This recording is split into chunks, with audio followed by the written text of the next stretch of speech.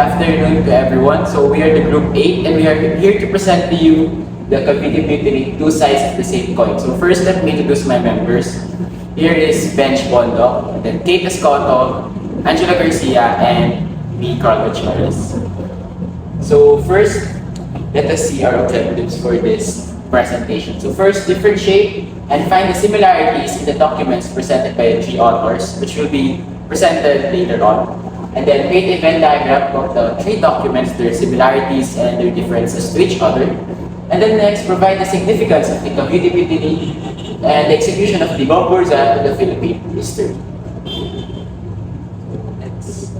So here are the three authors for this document. So first is Rafael Izquierdo, second is Jose Montero y Vidal, and third is Dr. Trinidad Hermini Hinaldo de Pardo de Tavera.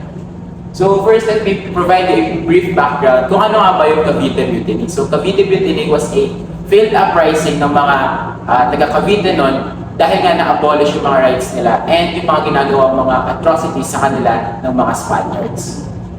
So, ayan. So here's the overview of our Venn diagram.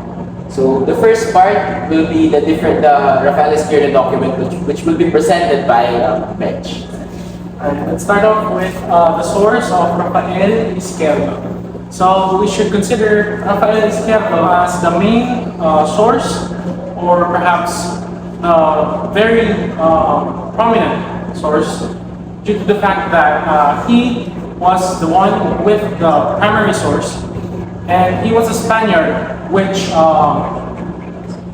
means that his bias towards this event of Cavite Mutiny is on the Spaniard side, right?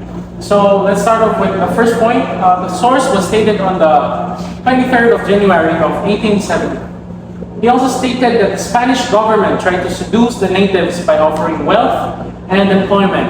So due to the fact that they have known the desires of the natives to attack or rebel against the government, they tried to mitigate that kind of oppression in order for them to ease up the tension between the natives and the government. Thirdly, is that such group or rebel existed and was inserted. So there was a rebel in this time of Cavite Mutiny, however, it was unsure and uncertain for the government that such rebel or group really existed. Moreover, there was a probability that a priest was suspected to be the head, which could either be Burgos or Zamora. And then lastly, it was stated that rebels went ahead of time to what the government expected. So that is why the forts of the government were attacked, due to the fact that the government did not expect the advancement of the natives, and therefore they weren't able to defend themselves in those events. Now moving on with Jose Montero y Vidal, which will be discussed by Kate. Jose Montero y Vidal. So Jose Montero y Vidal is a reputable Spanish historian. He was a government official and was residing in Manila when the Cavite Mutiny occurred. So he stated that he wrote the Spanish version of Cavite Mutiny of 1872 with bias that Dr. Trinidad de Pardo de Tavera criticized as reverting the facts as his pleasure. So, meaning, yung ginagawa niyang katotohanan is yung align sa kanyang kagustuhan. He speaks as a Spaniard and not as historian. He stated that the Cavite Mutiny had other causes than the insurrection.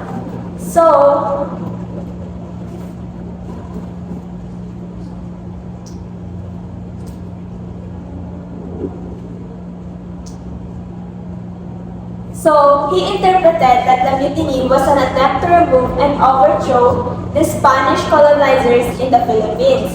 So the uprising occurred on the January 20, 1872. On the 21st of January, Felipe Genoves demanded the rebels to surrender, but the natives did not conform. So on the 22nd, a proclamation was announced about the suppression of the revolt. So dahil wala pa sumuko, yung mga rebels po na nahuhuli is pinaparusahan through death sentences and natapos lang po ito during February 15. So the death sentences of the rebels is until the 15th of January was emphasized. So, he stated that Estuardo requested the sending to Manila of Spanish troops for defense of the fort. Thus, the government, by decree of April 4, 1872, destroyed the artillery of the natives and had made an artillery force exclusively of Peninsulares. So, bawal na pong gumamit yung mga natives na artillery nun and only Spaniards can use the artillery. So, lastly, the celebration of the government and members into the Santo Domingo Church was highlighted upon the invitation by the government and Captain General of the Philippines. So, that is the part of Cemetery Vidal. Dr. Trinidad Reginaldo de Pardo de Rivera will be discussed by Angelo. Thank you very much, Kate. So, Dr. Trinidad Reginaldo de Pardo de Tavera is a Filipino historian, and as like what Kate said, triggered a criticism against Vidal because parts of Vidal's document actually targets key family members of Taveras at that time, specifically his uncle, which possibly triggered a personal issue towards Tavera and also criticizing Vidal's work. So, Dr. Tavera stated that the source was stated on January 20th, 1872. From the previous documents, it was stated that in Izquierdo's case, it was actually, the events actually happened during January 22 of 1872. Next, Tavera mentioned La Torre, or the previous governor. So far, the previous documents actually did not mention La Torre as the Philippines or Cavite's part of having a previous governor in which the people actually favor for his hard work for the Filipinos, giving them rights such as the ones that were working in the artillery or arts, giving them like the basic rights that they needed. Next is emphasizes on the Filipino viewpoint during the events of the Cavite Mutiny. So contradictory to Vidal's statement where he wanted to show the Spanish standpoint or the Spanish viewpoint of the side of the Cavite Mutiny, Dr. Tavera emphasized on the Filipino side of the story. So he wanted to show this side with facts and only truth of the facts of the events. Next is Tavera emphasized the persecution and punishment of military authorities towards Cambodia and others that led to a secret rebellion.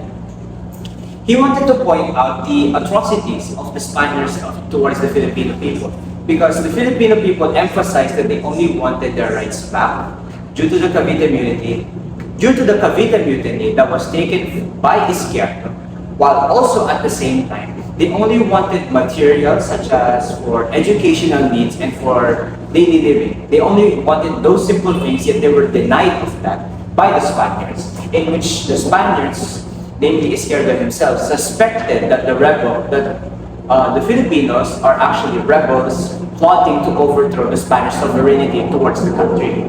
Next is Tavera signifies the discontent between the Filipinos and the Spaniards, leading to racial and political polarization and hostility to the Spanish nation.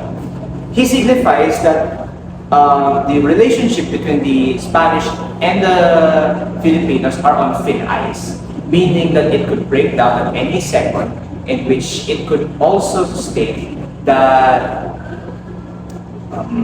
he wanted to showcase their discontent. They wanted to showcase how the Filipinos have enough. He also wanted to show that he also wanted to show the atrocities of the Spaniards themselves towards said Filipinos, which also leads to even more tension between the two countries. So that way, we can also really say for certain that Tavera really signified the Filipino concept or the Filipino viewpoint of this matter. So next, we will now talk about another part in our Venn diagram which we will signify different differences and possible similarities towards the topic, and I will call on Art. So now we will present the differences between each two authors. So first we will start with Vidal versus Pardo, the Pardo de Tavera. So first, Vidal wrote the document in Spanish because yun nga, Spaniards yun. So they are in favor of the Spaniards. Kumbaga bias sila sa mga Spaniards, sa point of view ng Spaniards. While si Tavera, siya lang yung mismong Filipino historian na nagbigay ng viewpoint for the Filipinos. So next, Vidal stated that native soldiers wounded the commander's wife, while Tavera stated that it was only the commanding officers and the other Spanish officers. So sa part na to, kumbaga mas naging detailed lang si Vidal when it comes to kung sino yung parang affected nung naging parang failed uprising ng mga Filipinos, which is in this case, kay Vidal, nasabi niya na yung commander's wife is, yun nga, wounded siya. And then, while yung kita meron naman is mga commanding officers at mga Spanish officers lang. So, next naman is yung kay Pardo de Tavera and Izquierdo, which will be reported by Angela. Okay, Pardo. So, the source of Izquierdo and Tavera was stated on different dates. Yun nga, yung kay Izquierdo was on the 23rd of January of 1872. Meanwhile, yung kay Tavera naman is dated on January 20. So, the two documents can prove inconsistent based on both of the historians' viewpoints. Next, it was stated on Izquierdo's source the seduction of the government upon the natives by offering wealth and employment due to their ignorance. This was also emphasized by Bench because the Spanish government wanted to mitigate or pacify the situation by giving the natives what they want. In fact, yung mga ibang Spaniards naman, they took offense to this because they think that they're actually the rulers of this land, and since tingin sa atin is yung mga mababa na Indio or pwedeng peasants, hindi tayo deserving ng mga ganun. So, nandun din yung pagkaka-offend ng mga other Spanish people towards the decision of that. Next, it was mentioned in the document of Pardo de Tavera that they had abolished the privileges of the workers that fueled their discontent. As mentioned before, gusto talagang i-emphasize ni Tavera yung discontent na naramdaman ng mga Filipino natin during this time. And yung hinihingi lang talaga ng mga Filipino noon is yung mga basic rights nila, yung mga pangangailangan nila. But no, they were actually robbed of that by Izquierdo. Kaya lalo nag-fuel yung hatred nila or yung discontent nila towards the Spanish as a whole. The next part here about Izquierdo and Vidal will be continued by Carl. Thank you, Angela. So our last part will be Izquierdo versus Vidal. So the first bullet is the document of Izquierdo, the rebellion began because the Spaniards don't want to pay the tobacco crop of the natives, while the rebellion started in Vidal's document because of the abolition of the privileges of the laborers of Cavite. So makikita natin dito na yung kay Izquierdo, nag-start yung discontent nila nung ayaw bayaran ng province yung mga tobacco crop ng mga natives, and then later on nawala yung mga privileges nila. So yun na yung pinaka-naging turning point sa kanila para mag-start ng rebellion o mag-form ng mutiny against the Spaniards. Pero naman yung kay Vidal naman, parang wala siyang clear background kung meron pa bang nangyari or nag-fuel sa mismong discontent or mutiny nila. Basta ang pinaka-sinabi lang nila is abolition of the privileges. So, walang naging background kung meron pa bang ibang bagay na nagtulak sa kanila to push the mutiny. And then next naman, it was mentioned in Izquierdo's document that they are aware and will be vigilant for any uprising, while on the side of Vidal, they never acknowledged the letters for the possible uprising. So yung sa Izquierdo, sa document ni Izquierdo, mababasa dun sa last part document na provided na sabi daw ni Izquierdo, hindi na in-acknowledge yung mga letters na binigay sa kanya, pero kumbaga magiging vigilant siya and confident siya sa sarili niya na mapipigilan niya yung kahit anong uprising na gagawin ng mga natives or ng mga Filipinos. Pero yung kay Vidal kasi kaya nagkaroon pa ng parang casualties or nag-start na uprising kasi meron mga pinapadalang letters sa mga Spaniards nun, pero never nilang kinonsider or never nilang in-acknowledge yung mga letters na yun. So, nagkaroon pa rin ng mutiny, pero yun nga, hindi pa na siya natuloy. Pero still, hindi nila in-acknowledge yung mga uprising, yung mga letters na. So the next part or the last part of this Venn diagram or the similarities of the three authors will now be presented to us by Bench. Thank you, Carl. So now all the similarities include an insurrection or an uprising that was greatly emphasized by both by the three sources. So as we know, the uprising or the revolution of such rebel was highlighted. Next was the attacks of the natives upon the specific forts, which were brought to attention. So it was mentioned in all the sources, all the authors' sources, that such forts, different forts, including the Fort Santiago, were brought down by the natives, also due to the fact that the government did not expect the natives to be as early as they expected. And then lastly, the conspiracy and anonymity of such group or rebel to fight against the Spanish government, and its ignorance was highlighted. So there was an uncertainty that such group or rebel was to come forward in fighting for their rights and for their wants. So that's basically the three similarities between the three authors' sources. Now, for the significance of the said event, I may now call Carl for So again, thank you, Ben. So for the last part of this presentation, so what is the significance of the Cavite Mutiny and execution of the Gokurs of the Philippine history? So again, kagaya na nga nasabi ng mga ibang groups, Cavite Mutiny was a failed uprising. So hindi siya natuloy, never siya naging successful. Pero bakit nga ba siya naging historical or naging significant sa history natin? Kasi it fueled yung passion, yung love for country ng mga co-Filipinos natin noon, dating back time na yun. So, yun, kumbaga, nag-ignite ng fire sa puso nila na parang it's time to achieve our freedom, na oras na para lumaban tayo, na parang kalabanin naman natin yung mga umaapis natin, which were then by the Spanish. So, the Cavite Mutiny stands as the most pivotal moments in the Philippine history, serving as an early manifestation of the Filipino nationalism and desire for political and social reforms. Political and social reforms, dyan natin makita yung abolish yung mga rights nila, yung mga basic privileges nila, inalis ng mga Spaniards. So, in short, inabuso ng mga Spaniards yung mga Filipinos doon. So, yung Cavite Mutiny is, yun yung parang naging fuel niya, parang nangyari siya. Tapos, next, despite the mutiny's failure, suppressed and punished by Spanish authorities, it inspired scholars such as Jose Rizal and Marcelo del Pilar to pursue reform through more diplomatic means, particularly through their writings in the propaganda movement.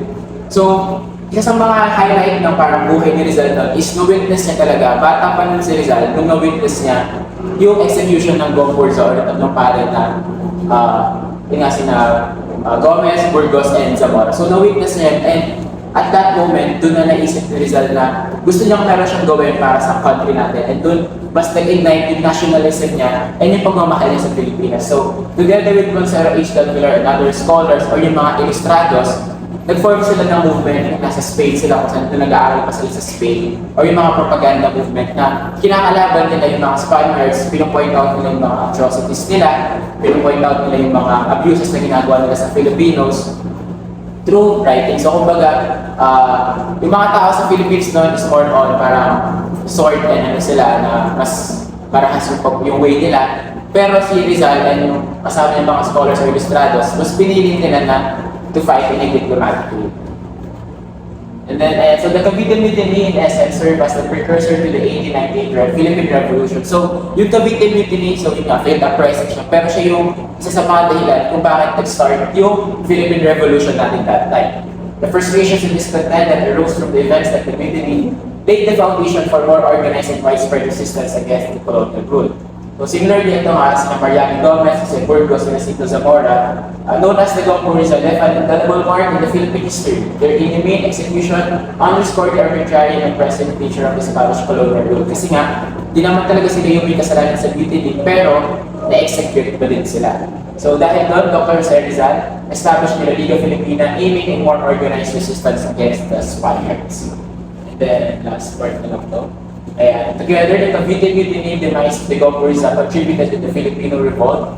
The injustices and grievances resulting from the execution heightened the desire for the independence among Filipinos to be united with a sense of purpose to stand up and reclaim their land. So, kumbaga, ito talaga yung pinaka-nag-start ng Philippine Revolution natin. And then, kung makakonect naman natin siya sa present time natin ngayon, ito na yung parang, yung time kasi natin ngayon, marami sa atin takot na mag-stand kung ano yung tama, mag-stand kung ano yung ipaglalaban natin kasi yung iba pwedeng susukulan sila ng pera, or yung iba takot lang sila kasi pwede may mangyari sa kanila, like patayin sila or may gawin masama sa pamilya nila. Pero Cavite Mutiny states na, kumbaga kailangan pa rin natin ipaglaban yung mga desires natin sa buhay. Kasi huwag naman natin parang alisin ng halaga na yung mga heroes natin dati, just like sa Cavite Mutiny, na pinaglaban nila kahit alam nila na kamatayan yung magiging end yung gagawin nila. So, tayo din huwag natin alisin, kumbaga mas pahalagahan natin yan na pinaglaban nila yung kalayaan natin dati. So ngayon, patuloy natin na ipaglaban kung ano man yung mga atrocities na ginagawa sa atin ng ibang tao or ng government. So as parting words natin, so as said by one of the great president that we never had, which is si Lenny Robredo. So ang dumilat ay hindi na muling pipigil. So let us always remember that and ipaglaban natin kung ano yung tama. And yeah. So again, let me call on my members.